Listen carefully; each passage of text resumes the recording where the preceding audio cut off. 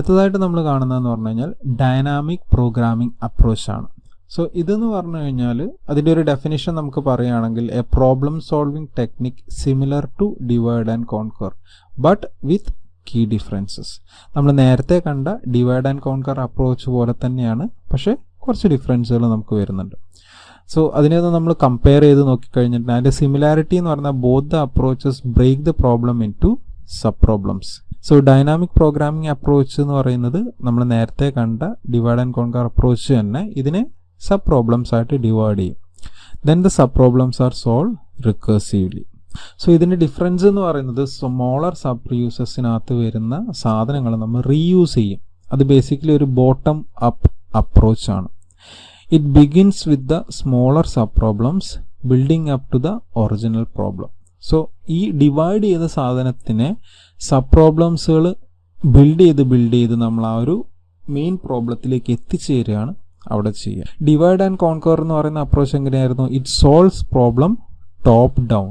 അതായത് different പാർട്ടുകളാക്കി divide ചെയ്തതിന് ശേഷം അതിനെ ഓരോന്നിനെയും സോൾവ് ചെയ്തിട്ടാണ് മെയിൻ പ്രോബ്ലത്തിൻ്റെ സൊല്യൂഷനിലേക്ക് എത്തുന്നത്. പക്ഷേ ഡൈനാമിക് പ്രോഗ്രാമിംഗ് എന്ന് പറയുന്നത് നമ്മളതിനെ സബ് പ്രോബ്ലംസ് ആയിട്ട് ഡിവൈഡ് ചെയ്തിട്ട് ഈ സബ് പ്രോബ്ലംസ് നിന്നുള്ള സൊല്യൂഷൻ ഡെവലപ്പ് ചെയ്താണ് നമ്മൾ ഡൈനാമിക് പ്രോഗ്രാമിംഗ് ചെയ്യുക. ഡിവൈഡ് ആൻഡ് കോൺകറിൽ അങ്ങനെയല്ല. It's a top down method. It's break down into smaller sub problem without reusing the result.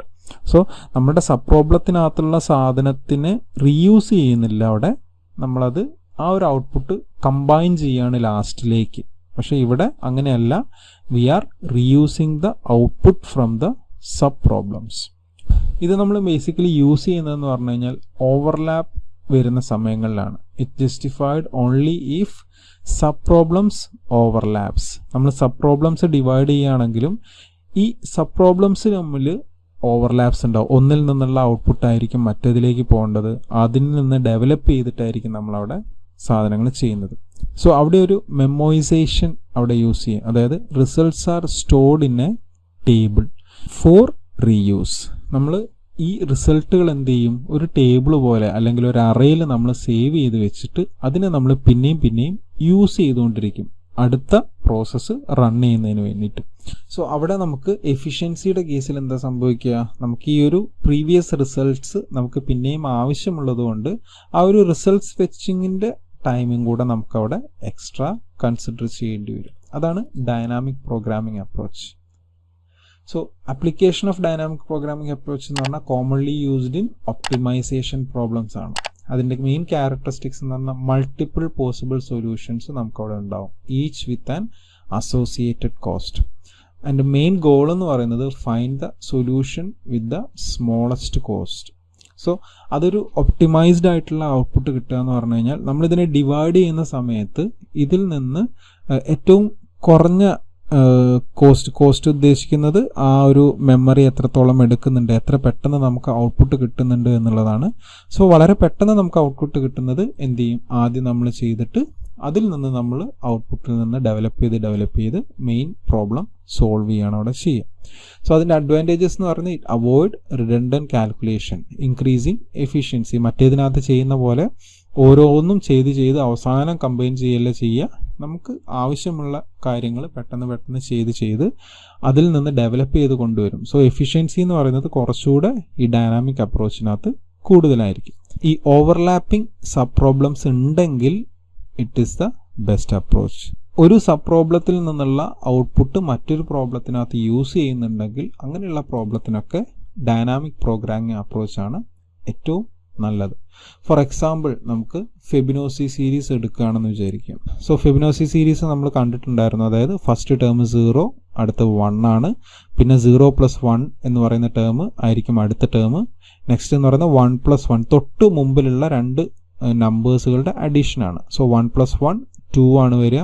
അടുത്തത് 2+1 3 ആണ് വരിക. അടുത്ത ടേം ദിസ് 3+2 5 ആണ് വരിക. സോ അങ്ങനെ തൊട്ട് മുമ്പുള്ള ടേമുകൾ നമ്മൾ ആഡ് ചെയ്ത് വരിക എന്നുള്ളതാണ് ഫെബിനോസി സീരീസ് എന്ന് പറയുന്നത്.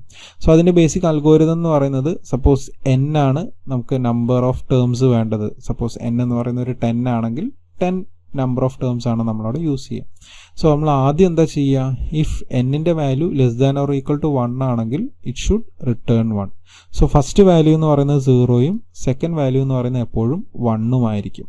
സോ എന്നിൻ്റെ value less than or equal to 1 ആണെങ്കിൽ 1 റിട്ടേൺ ചെയ്യണം.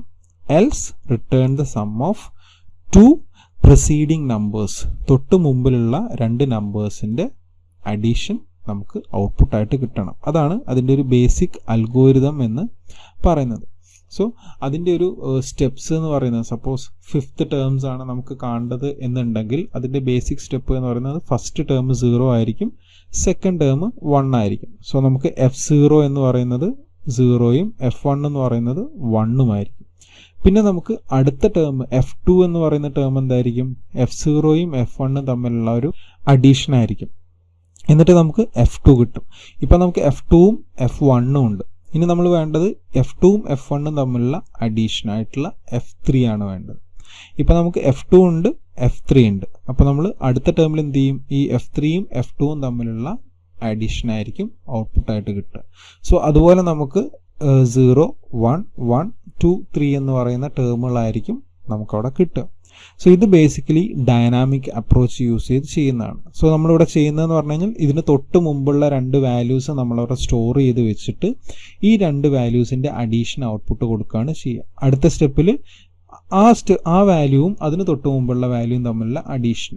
സോ പ്രീവിയസ് വാല്യൂസ് നമ്മളവിടെ സ്റ്റോർ ചെയ്ത് വെച്ചിട്ടുണ്ട്, അതിൽ നിന്നാണ് നമുക്ക് ബേസിക്കലി ഔട്ട്പുട്ട്. സോ ഈ ഫെബിനോസി സീരീസിൻ്റെ എക്സാമ്പിൾ പ്രോഗ്രാമിങ്ങിൽ നമ്മൾ ഓൾറെഡി കണ്ടതാണ്. സോ ആ ഒരു സെയിം മെത്തേഡാണ് നമ്മളവിടെ, ഒരു റിക്കർസീവ് മെത്തേഡാണ് നമ്മളവിടെ യൂസ് ചെയ്യുന്നത്. സോ ഫംഗ്ഷൻ അകത്ത് തന്നെ ഫംഗ്ഷൻ കോൾ ചെയ്തുകൊണ്ട് നമ്മൾ യൂസ് ചെയ്യുന്നതാണ് ഫെബിനോസി സീരീസ്.